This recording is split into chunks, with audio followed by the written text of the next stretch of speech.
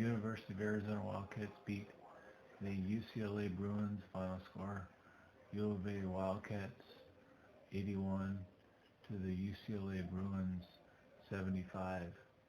Um, Hamilton, Music Hamilton for UCLA Bruins was the biggest threat of this game, and Bryce Alford was the biggest threat the last time that the U of A played UCLA. But this time we were able to contain Bryce Alford a little bit more. York is really good at kind of shutting someone down, and Allen is pretty good too. Even though Allen is under the weather right now, and I mean, if whenever how it depends on how ASU with the game against ASU, it's really pretty valuable to have Allen out there and see how he can play, because I hope that he's in, his health is pretty good. It's going to be important. But anyway, so I think that York was able to pretty much contain Bryce Alford. I mean, Bryce Alford still had 17 points, but 6 of those 17 points were from the free throw line. And something that was pretty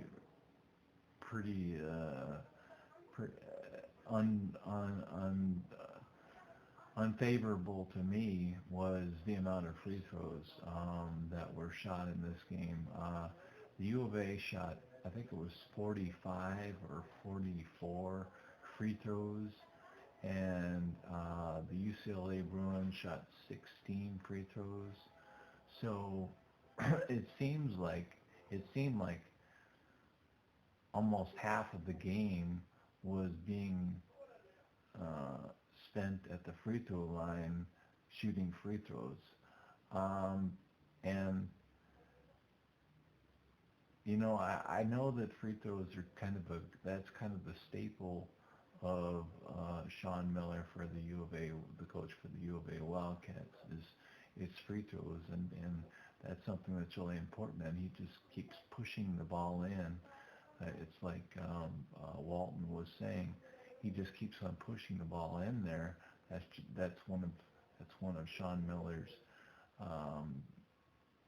tactics, is to keep pushing the ball in there, and that was one of the reasons why we were able to pull out this victory, is with 45 or 44 free throws. We made 29 of those free throws, I think, which is not so great free throw percentage. But anyway, we were able to get the UCLA Bruins, a lot of their players, in foul trouble, and a couple of them fouled out. I think Welsh fouled out. I think that Hamilton or Holiday, one of those guys fouled out, I think, but I'm not quite sure. But the thing about it is, in the beginning, because the first half, I would say it was the Hamilton half, because that was whenever Hamilton just went berserk and got a bunch of points. The U of A were kind of like in this position where they had to pick their poison, and last time they picked their poison probably, but they didn't pay so much attention to Alford, and they should have, and they did this game. And whenever they paid more attention to Alford, then that was whenever Hamilton kind of stepped up his game. Hamilton had 24 points in total, so he did very good. And a lot of the breakdowns, a lot of the defensive breakdowns, whenever someone was defending against Hamilton, was Trier. Trier had like 5 defensive breakdowns or 6 defensive breakdowns against Hamilton, but it was pretty much in the first half. And there's a couple things that could have happened with Hamilton.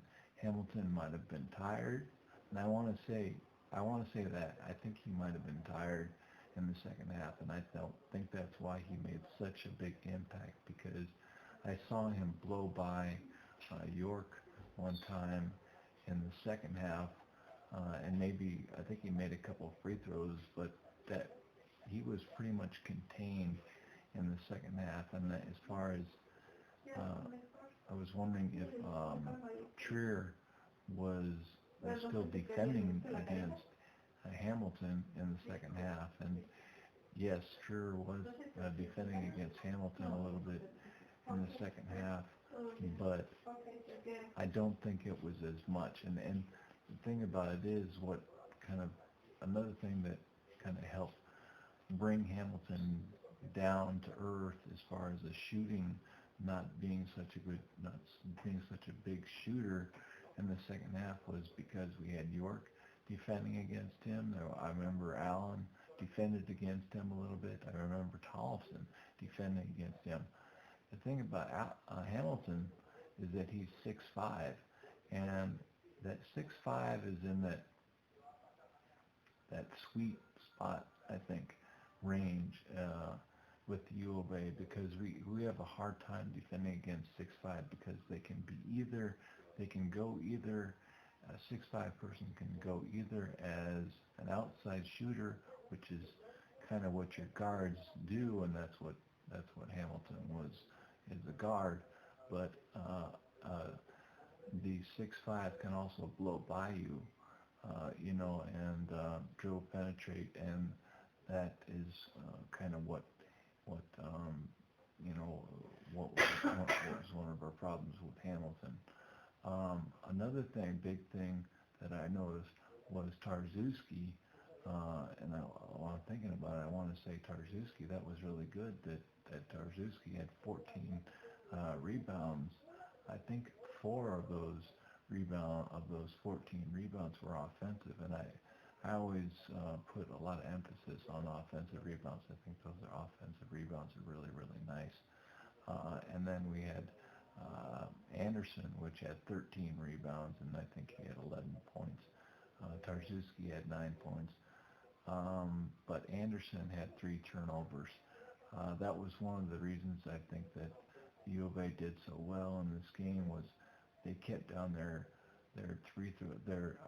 turnovers to 11, which is not bad at all compared to past games where they had 18 and there was a 20 turnovers against Washington. So they did really good as far as taking care of the ball this time. But Parker Jackson-Cartwright was also a big contributor in this game, because, of course, Trier had 18 points. He was 4 for 10 from field goal percentage, from the field goal percentage. But Parker Jackson-Cartwright, I think, made I would say that he made more contribution in this game. He had, I think, 4 assists, whereas Trier had only 1 assist. But the thing about Trier, what was so appealing about Trier and why he scored so many points, was because he was doing a lot of dribble penetration, and I think that was one thing that was very, very valuable. I do remember Parker Jackson-Cartwright did get a dribble penetration. That was pretty nice. But like I said, Parker Jackson-Cartwright, I think he made a little bit more contributions as far as 4 assists. I think it was York that had 4 assists also. So York made some really nice.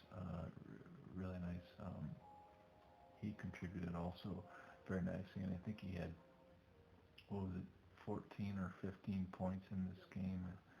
And like I said, Parker Jackson-Cartwright had 16 points. So those were the contributions from those guys.